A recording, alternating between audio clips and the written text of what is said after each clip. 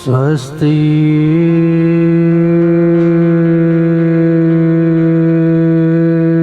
श्री गणेशाय नमः।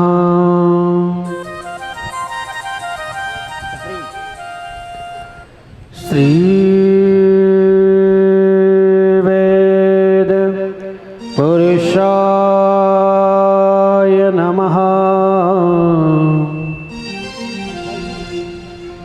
परम पूज्य गुरुदेवेभ्यो नमः।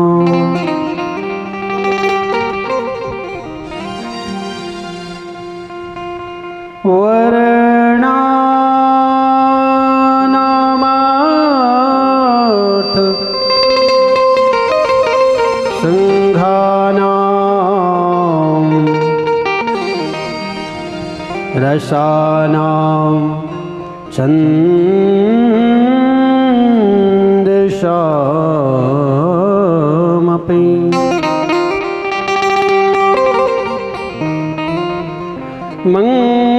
मंगलानां च कर्तारो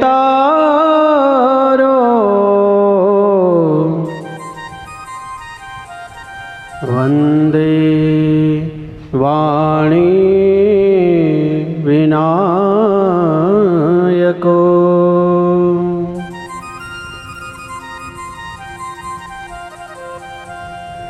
नमो ब्राह्मण देवाय गो ब्राह्मण हिताय च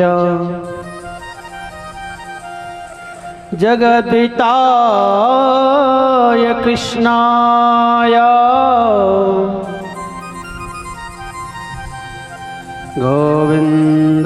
गोविन्दाय नमो नमः।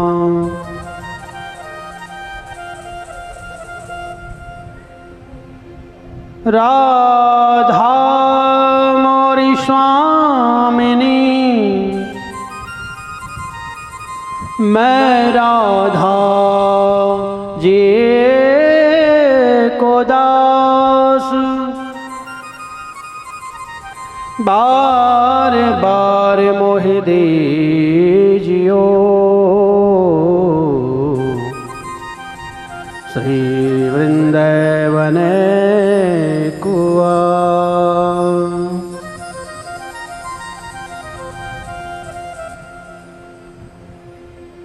अतुलित बलधामं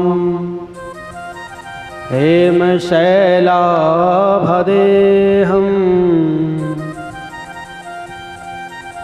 धनुजवन कृशानुं ज्ञानिनामग्रगण्यं सकलगुणनिधानं वानराणामधीशं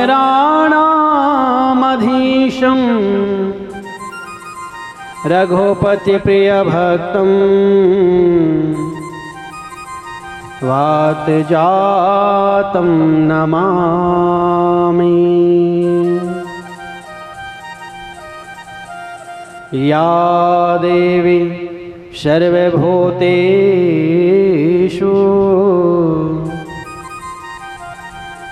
गौरूपेण संस्थिता नमस्तस्यै नमस्तस्यै नमस्तस्यै नमो नमः।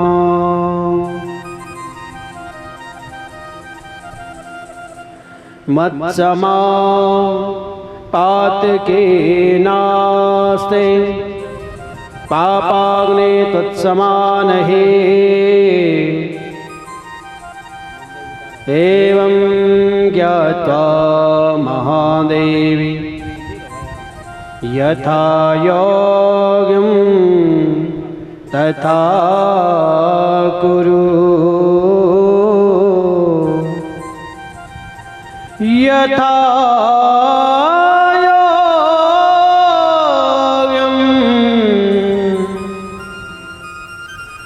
तथा कुरु। बोल सुखदेव भगवान की जय। श्रीमद् भागवत महापुराण की गौ माता की जय। धेनु मैया की जय। जय जय श्री राधे जय जय श्री राधे श्याम। आइए अपने मन और वाणी को पवित्र करें। भगवान श्री हरि के चरणों में लगाएं। माँ धेनु के चरणों में बैठकर पवित्र मन से आराधना करें उस माँ जगजननी की जिसकी गोदी में बैठकर हम श्रीमद् भागवती संहिता में गोते लगाने जा रहे हैं। अपने मुख से शब्दों के माध्यम से पुष्पांजलि अर्पित करें। गौ की सेवा से तर जाएगा तेरा जीवन सुधर जाएगा। गौ की सेवा से तर जाएगा तेरा जीवन सुधर जाएगा। गौ की सेवा से तर जाएगा तेरा जीवन सुधर जाएगा।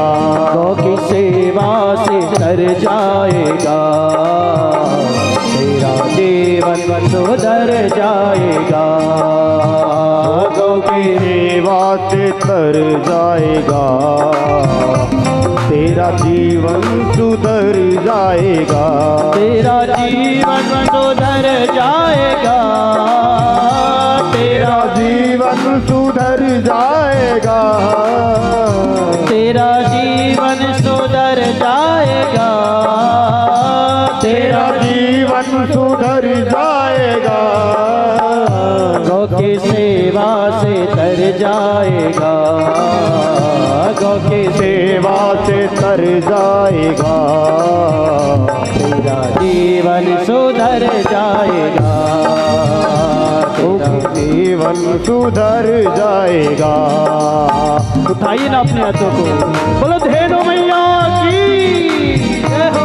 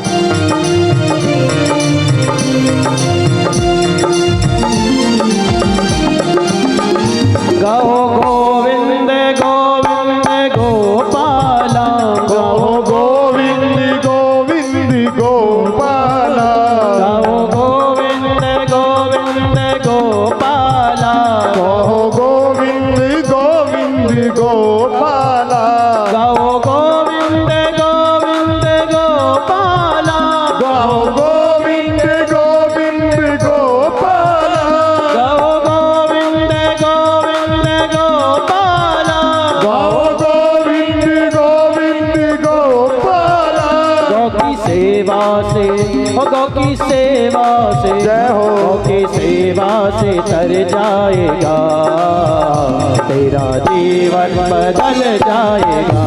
जय हो तेरा जीवन सुधर जाएगा गौ की सेवा से तर जाएगा, तेरा जीवन सुधर जाएगा, तेरा जीवन सुधर जाएगा, तेरा जीवन सुधर जाएगा, तेरा जीवन सुधर जाएगा, तेरा जीवन सुधर जाएगा। गौ की सेवा से जय हो, गौ की सेवा से, गौ की सेवा से तर जाएगा, तेरा जीवन सुधर जाएगा। अगर सच में जीवन संवारना चाहते हो तो उठाइए अपने हाथों को। हरि बोल।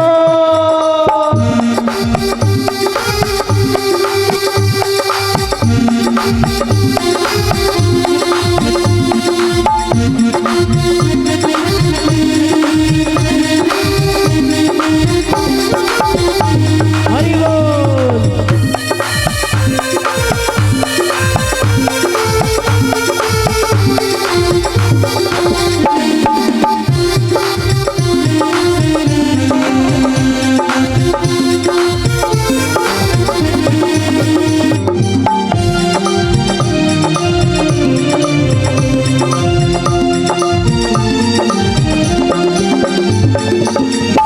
गौ गोविंद गोविंद गोपाला, गौ गोविंद गोविंद गोपाला, गौ गोविंद गोविंद गोपाला, गौ गोविंद गोविंद गोपाला, गौ गोविंद गोविंद गोपाला, गौ गोविंद गोविंद गोपाला,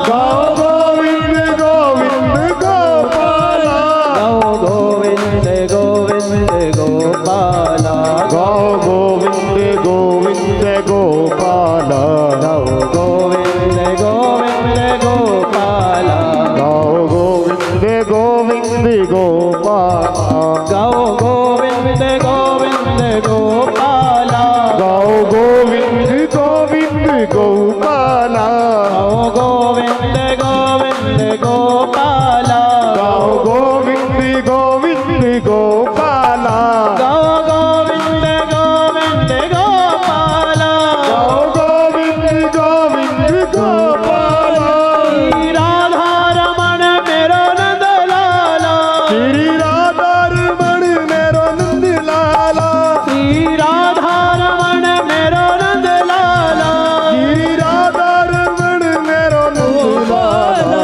गौ की सेवा से, गौ की सेवा से, जय हो। गौ की सेवा से तर जाएगा, तेरा जीवन बदल जाएगा, गौ की सेवा से तर जाएगा, तेरा जीवन सुधर जाएगा, गौ की सेवा से तर जाएगा, तेरा जीवन बदल जाएगा, गौ की सेवा से तर जाएगा, तेरा जीवन सुधर जाएगा। बोल गोविंद भगवान की जय हो। उठाइए अपने हाथों को। हरि बोल।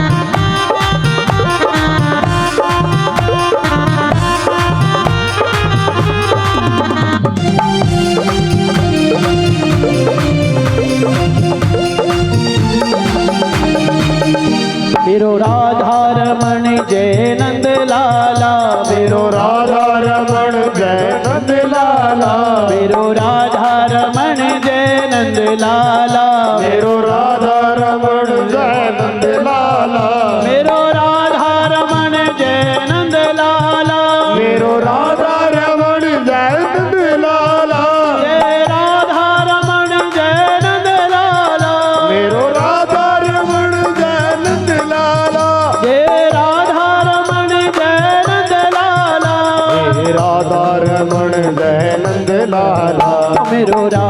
रमण जय नंद लाला, मेरो राधा रमण जय नंद लाला, मेरो राधा रमण जय नंद लाला, मेरो राधा रमण जय नंद लाला, मेरो राधा रमण जय नंद लाला, ओ मेरो राधा रमण जय नंद लाला, मेरो राधा रमण जय नंद लाला, मेरो राधा रमण जय नंद लाला, मेरो राधा रमण जय नंद लाला, मेरो राधा रमण जय नंद लाला, मेरो राधा रमण जय नंद लाला,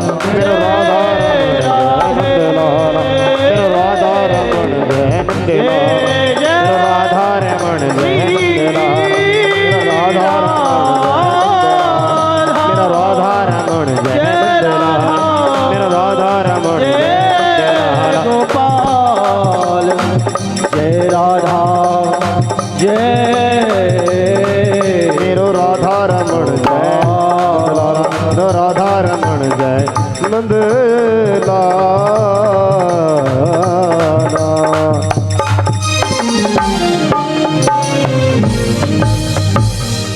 बोलो धेनु मैया की जय, बोल नंदनी मैया की जय हो, बोल गौ माता की जय, सुखदेव भगवान की जय हो, श्रीमद् भागवत महापुराण की जय। अपार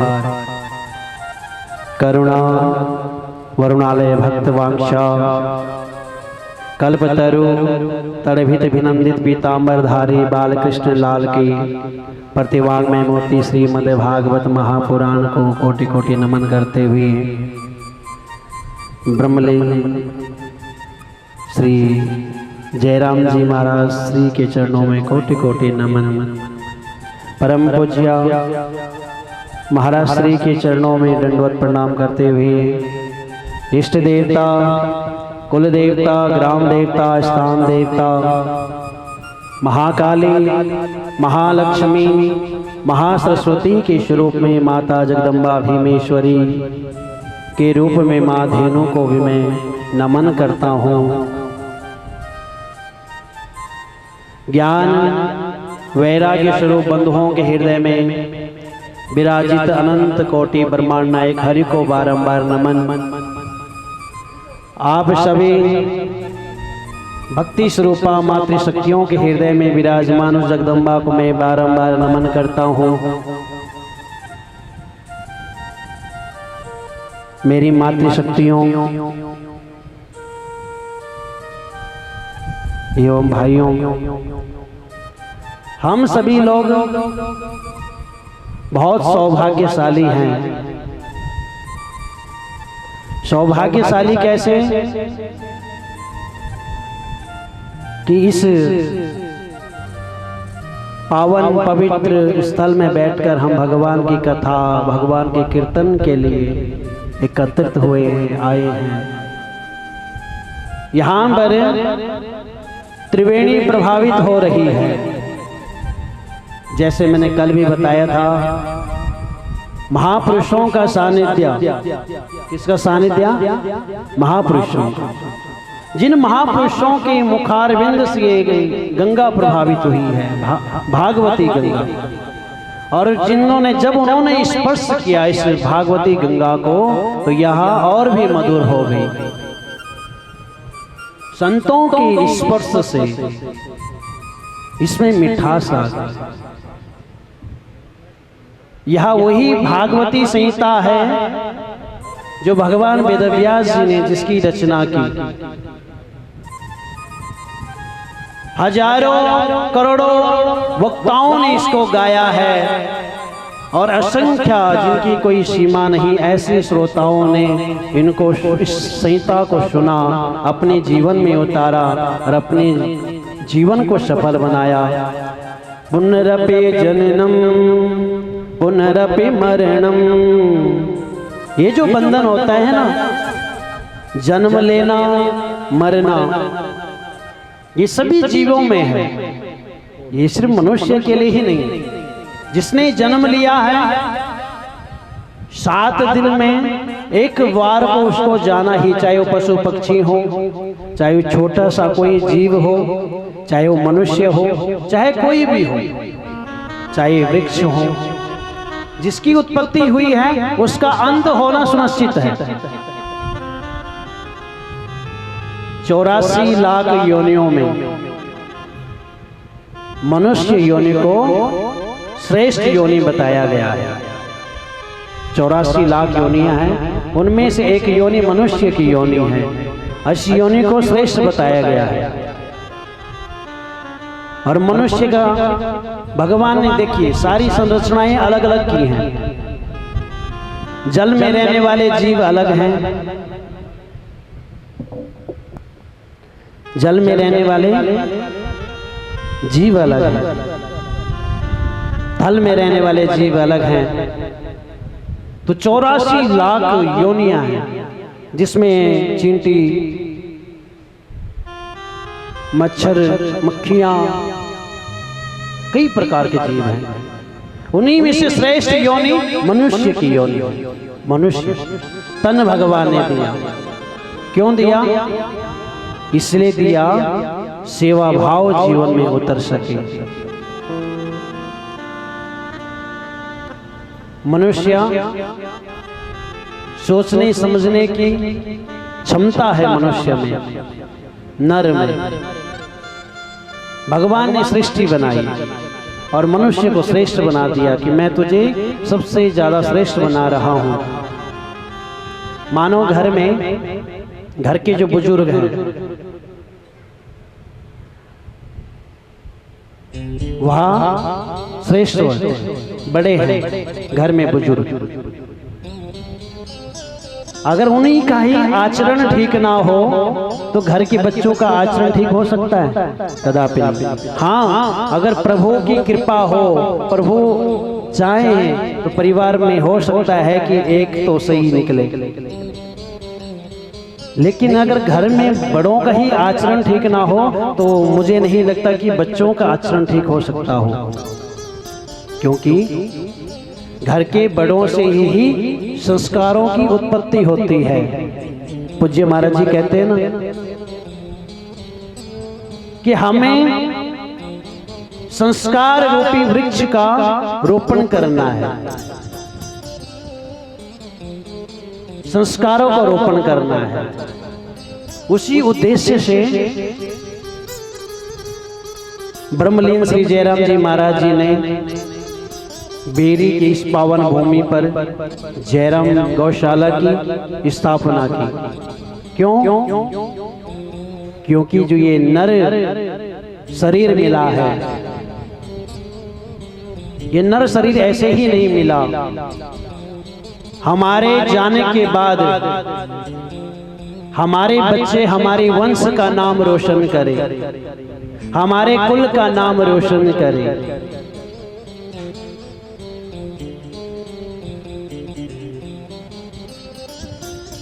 हमारे कुल का नाम रोशन होगा कैसे? सेवा। और सेवा कब होगी? जब संस्कार होंगे। आपकी बच्चों को पता हो गौ माता श्रेष्ठ क्यों है, गौ माता का क्या महत्व है। अगर जानना है तो उतरना पड़ेगा। कहां? इनकी जीवनी में, उन महापुरुषों के जीवन में जिन्होंने गौ की महिमा को गाया है और जिन्होंने गौ भक्ति करके, गौ की सेवा करके सब कुछ प्राप्त किया। संतों का सानिध्य, मां धेनु के चरणों में हम लोग बैठे हैं और भागवती संहिता प्रभावित हो रही है, तो ये त्रिवेणी का संगम है। ये कोई छोटी बात नहीं, बहुत बड़ा संयोग है कि यहां पर त्रिवेणी बनी है। संत, शास्त्र, पुराण इस बात की प्रमाण देते हैं कि आप जी इस साप्ताहिक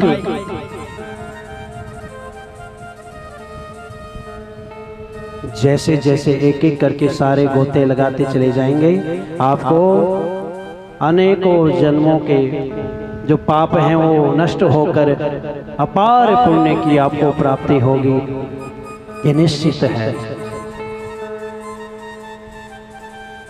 गौ की सेवा क्या होता है?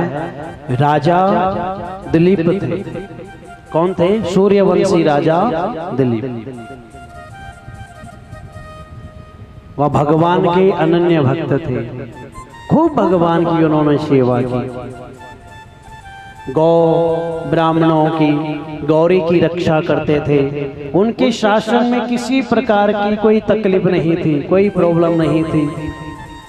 वह जो कहते थे वह करके दिखाते थे।